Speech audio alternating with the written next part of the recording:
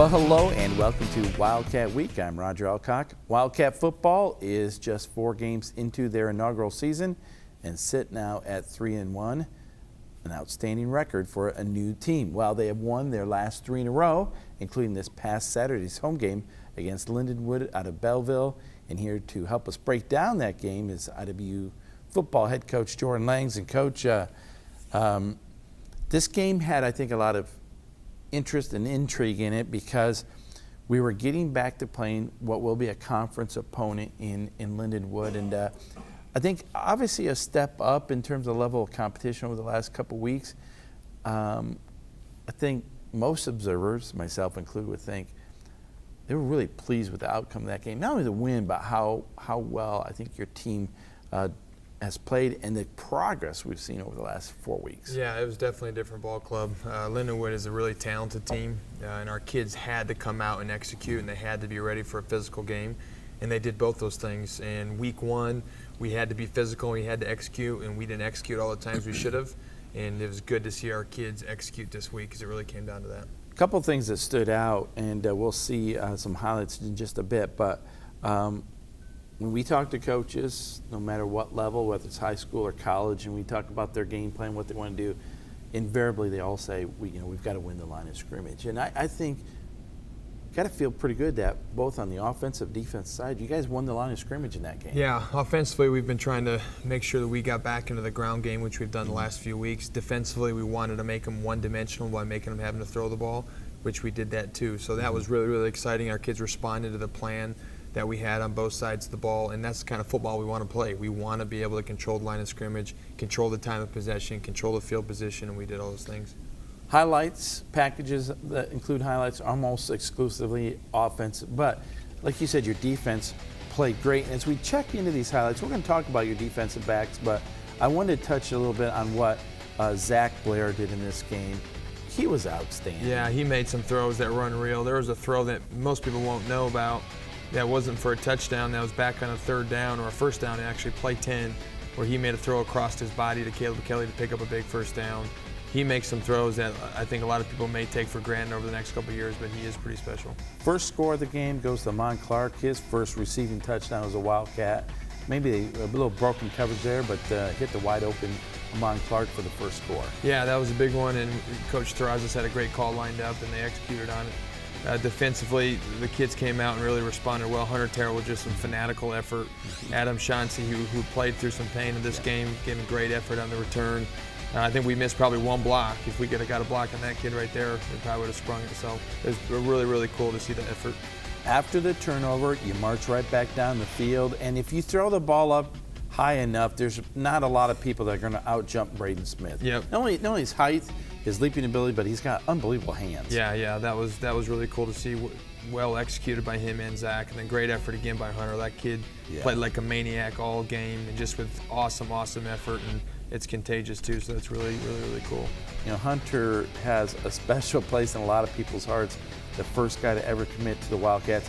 What a game for Justin Johnson on the defensive end, but I think was that him that came up with the block there? Yeah, we had a plan. Coach Kajau had a great plan for our punt return unit, and everyone around here knows the special talent that Juice is, and so that was cool to see him get it, and then it was cool for us to turn around and put the ball in the zone coming back. This was a really interesting series because they got fired up. The Lynx did on defense, stopped you, but a big penalty hurt them, and then you were able to capitalize and score. Yeah, I wish we would have punched it in the first 3 downs, but they got a penalty that kept us in the ball game, and then we ended up executing it the next time coming back. There was a big hit there. I think it was Jameis Carson with the hit there. Fortunately, the flag it was reviewed later, and they removed the targeting. Yeah, I thought that was a nice job by them of getting the call correct, because I don't think that was a penalty, so it was good.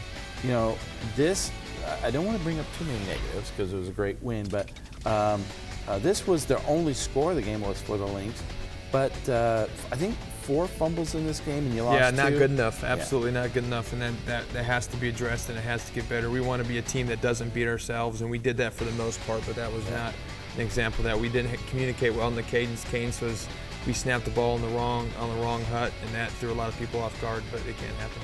Well, a great game on the ground from Josh McKenzie. He's just a hard-nosed runner who's just going to continue to churn out yards. Yeah, I mean, that's one thing, to have a great plan offensive line-wise, but also have guys who run with passion and effort really helps too. So, like this year, Amon, Coach Bursch's kickoff return unit had a great plan. We only had 2 chances at it, and we capitalized coming out of half, which was big momentum.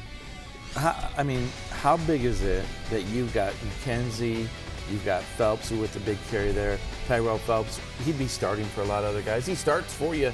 Yeah. You basically have 2 or 3 guys you can go to. Yeah, Devontae Alford's the young kid that not people see very often, but you're going to see more and more of, and we're really blessed to have that stable of running backs. We don't take it for granted, and those guys do a great job of coming in and being ready to go.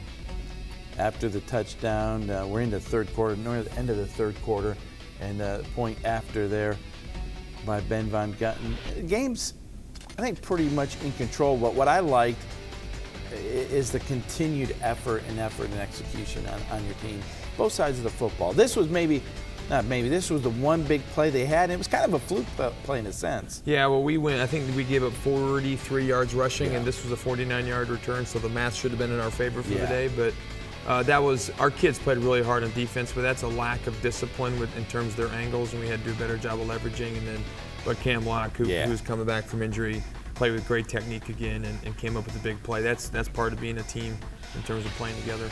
Josh caps off that drive with another touchdown. But you talked about Cam. We saw the interception he had earlier. Your defensive secondary, Cam Locke, Juice Johnson, some other guys. I know you preach about keeping the ball in front of you. They never got beat one time in that game. That was key because their number 13 was a really good player. They had a couple other wide receivers, and you could tell that their game plan was to try to take the top off with them. And our kids consistently played well in terms of their technique, in terms of their eye discipline, which we had to continue to improve on. So that was cool to see those guys step up.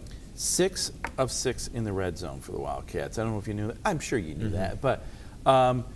Obviously, you want to get in the red zone, but when you can capitalize when you're down there, that's a pretty good formula for winning football. It's an example of what we want to do from an identity as a football team. And a lot of people have asked me for 2.5 years, what are you going to look like? Well, what you saw Saturday is what we want to look like. We want to look like a team that has 40 minutes of time of possession, guys who are 15 or whatever it was, 18 to 23 passing and running the ball 55 times and 1 and 11 on opponent third down conversions. We want to play team football. And then when it came time for a big punt from Ben Van Gutten, he flipped the field under pressure. Those are things we have to do and pick each other up when we make mistakes, and I thought all that came together. Well, the Wildcats have a week off now before they return home for a big homecoming game against University of St. Francis out of Illinois, another conference opponent or a team that will be a conference opponent next year. A really good football team. You guys have your work cut out for you. Yeah, it's another welcome back into the MSFA. We had it in our first game ever, September 1st. We had it again last week, and we're going into the gauntlet again. And our kids have to use this week to recover physically, recharge emotionally and spiritually, and then we've got to get ready for a 6-week fight. It's just week in and week out. You got to be ready for physicality, and you got to be ready for 60-minute ball games. So that's what we'll prepare for the next 2 weeks. And last question, Coach. You guys have been going hard a long time, 8-9 weeks, really. So this break comes at a pretty good time, doesn't it? We need it. Our kids have gone longer probably than anyone in the country in terms of straight weeks of football. So our kids have earned it. They need it. It's a necessity, and it's on them to make sure that we make some, the right academic choices to stay on track, and we come together as a team even more, and then we develop a little more physically, and we got to continue to stay healthy, and that's going to be really important. Well, Coach, once again, thanks for coming on in. As we said, the Wildcats will have the week off, but are back at Wildcat Stadium for a homecoming matchup with the Saints of St. Francis out of Illinois. That game is Saturday, October 6th, a 1 p.m. kickoff. So don't forget to tune in at 12:30 for the Wildcat Countdown Show with Mike Moffitt and a panel of local analysts. Again, that game will be live on WIW-TV and on ESPN3, so make sure you tune in if you can't make it out to Wildcat Stadium. Well, when we come back, we have men and women's tennis we're going to talk about, so stay tuned.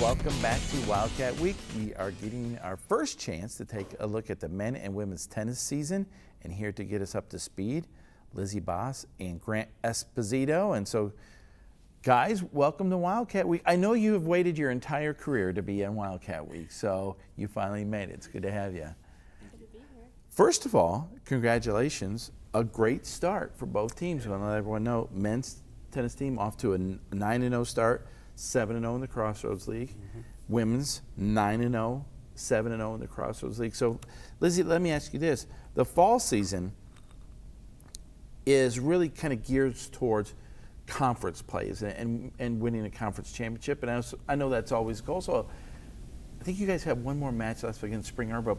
Conference championship, though, sounds like maybe it's the ultimate goal in the fall? Yeah, so we really focus on winning our conference in the fall because winning our conference gives us that automatic bid to the NAIA Nationals in the end of spring.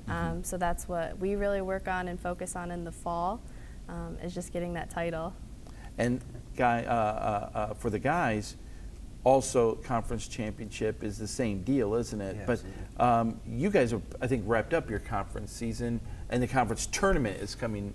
Is that a team by team, and you advance against each team? So then? we actually play Spring Arbor on Tuesday, Okay. and then we take on Goshen later in the week. But so we're just gearing towards the tournament. Hopefully, we can get 2 wins this week and move on to the tournament. Another big thing that happens in the fall is this ITA tournament, and it's kind of a unique format. And Lizzie, you were telling me a little bit more about it, but you're a team and you compete as a team, but at the ITA regional, it's really more of an individual thing where you could play whoever. Tell us a little bit more about the ITA format. Yeah, so ITAs are the only tournament that's an individual format. Normally we're playing head-to-head against another team, but in this circumstance, it's just one big draw of 64 with a bunch of people thrown in together. So you can end up playing a bunch of your teammates, which happens pretty often because our team in the past has really dominated that draw, which is absolutely awesome for our school. But yeah, so you just run into all sorts of people from all different schools, your own teammates. So it's a really fun tournament because it's the one time you kind of compete for yourself, but also at the same time competing for IWU. And so we all just really love that tournament. Well, we have some highlights. We want to take a look at some highlights of your most recent Crossroads League matchup against Huntington. And I'll say it for you, but I don't want to sound too arrogant, but you guys were steamrolling through the conference here. And Huntington has a good program, and probably the team I think that gave you the most fits, but still both men and women won that handily. So one of the questions I was kind of concerned or curious about, Grant, maybe you could tell me, is like, you've been so dominant, both men and women, in terms of the Crossroads League in recent years. Did you ever find it difficult getting up for these kinds of matches, or how do you keep yourselves motivated? I think the ultimate motivation is to get a conference championship. So I know for us this year, we've been excited to play no matter who it is. We're just excited to get out there and play because we know that the end goal is to get the conference championship and glorify God while getting that conference championship. So. The other thing is in college tennis, it's still, obviously you have the individuals who are competing for a team, but doubles play is critically important, isn't it? And often comes into play, Grant, in terms of who's going to win it, what team's going to win a match. Right. Yeah. No, doubles play is just huge, especially in conference play, because if you get up 2-1, 3-0 to start, it's nice to have that momentum going to singles. You're like, okay, we like to get 2 or 3 spots, but our goal is to get every single spot every match. So when it comes to an actual score of a match, how many singles count and how many doubles count? Is it 4 singles, 3 doubles, or? So there's 6 singles and 3 double spots, and all count. So all can go to the team score to win 9-0 or 8-1, 7-2, 6-3. So. Anytime we have an outdoor sport, I always got to know, what has the weather been like this fall for you guys? Because it wreaks havoc sometimes in their spring sports, but this fall, it's not been too bad, has it? But it's been hot at times. Yeah, it's not been too bad. It's been a little weird in terms of the other day we had practice and it's 92 degrees, and the next day we had a match and it was 65. So it's a little weird, but it definitely hasn't been too hot, which has been really nice, and haven't had a ton of rain, which is always good because tennis, it's hard. Being an outdoor sport, it's kind of hard to reschedule a lot of those matches. Would you say if it's super hot and super rainy, it'd be very difficult to play tennis with a beard? A little bit. But you say you never notice it. No, not really, no. Okay, so all kidding aside, I want to get back to the ITA thing, because I thought this was really impressive. Women's single, Lizzie, you in the ITA, you were the champion in that. In the men's single, you guys got runner-up there. I'm trying to think. It was Diego got the runner-up in the men's single. But then in doubles, women's double, we had a team from IW win that. And then in the men's doubles, you were part of the winning team there. So 3 out of the 4 championships from the ITA regional are going to be moving on to the nationals at Rome, Georgia. When are the nationals going to be? So we leave October 10th, and then they're from October 11th through the 13th. And that's, I mean, there's going to be some outstanding competition Absolutely, there. yep. And you got to look forward to that, I would Absolutely, think. yep. Yeah, it's nice to represent IWU and against the best of the best in the nation has to offer, so it's fun. Last question. We talked about this at the beginning, and the conference tournament comes up in October, but then you have to wait until the spring for an NAI National. So what does your winter time look like, Lizzie? How do you kind of keep tennis? How do you keep in shape, and how do you keep your tennis game up to where you need it to be? Yeah, so thankfully our team, they're all very self-motivated, and our coach just kind of puts the responsibility on us to keep up our tennis game and to go and hit 2 or 3 times a week, because he can't be at our actual practices and have scheduled practices because it's against NAIA rules. But we start practice again in like end of January as a team, and then we actually start matches again like the second week of February, and we have an extremely rigorous spring schedule to prepare us for those nationals that are at the end of May. So our season is really long, to be honest, because we have a long fall season and then we have a short break during winter, but we're still training hard, and then we hit it again hard in spring to stay up on our game and to really prepare for nationals. Well, guys, again, congratulations on the great thank you. start. Thank you. Best of luck in the conference, in terms of the conference tournament, and maybe we'll talk some more tennis in the spring, see how nationals Yeah. go. Hopefully, yeah. Yeah. Well, thanks for joining us. All right, Yeah, thank thanks you. for having us. Well, coming up next, as we said, the women's tennis team has home matches against Spring Arbor. It's 4 p.m. Tuesday the 25th. So if you want to get out to the tennis center and watch some great tennis, get out there. And then the men's team will also be playing Spring Arbor that same time, same day and same time. Now, when we come back, we're going to talk a little more football. Mikala Woodfork brings us the breakdown, so don't go away.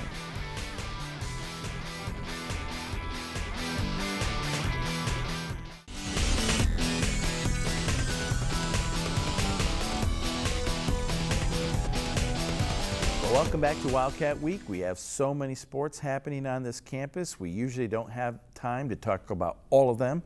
But to bring us up to date, in a 2-minute drill, we welcome back the breakdown. Here is Mikala Woodfork. Thanks, Roger. This past Tuesday, men's soccer suffered a tough loss to the University of Northwestern Ohio. Down by 1 at the half, Felipe Mendonca came in the second half, scoring within 2 minutes to force overtime. But just 2 minutes into overtime, the Racers scored to give them the 2-1 win. On Friday the 21st, women's soccer faced a tough Cumberland team that is ranked 8th in the nation. The Wildcats gave up a goal early in the second minute and couldn't recover. The final score was 1-0. Indiana Wesleyan Volleyball won a very important game on Saturday against Grace, leaving both teams at a tie in the Crossroads Leagues at 6-3. The Wildcats won in 3 straight sets with scores of 25-14, 25-18, and 25-20. The men's and women's cross-country teams traveled over to Taylor University for the Ray Bullock Invitational on Friday the 21st. The women's team finished 3rd out of 9 teams behind Taylor and Madonna.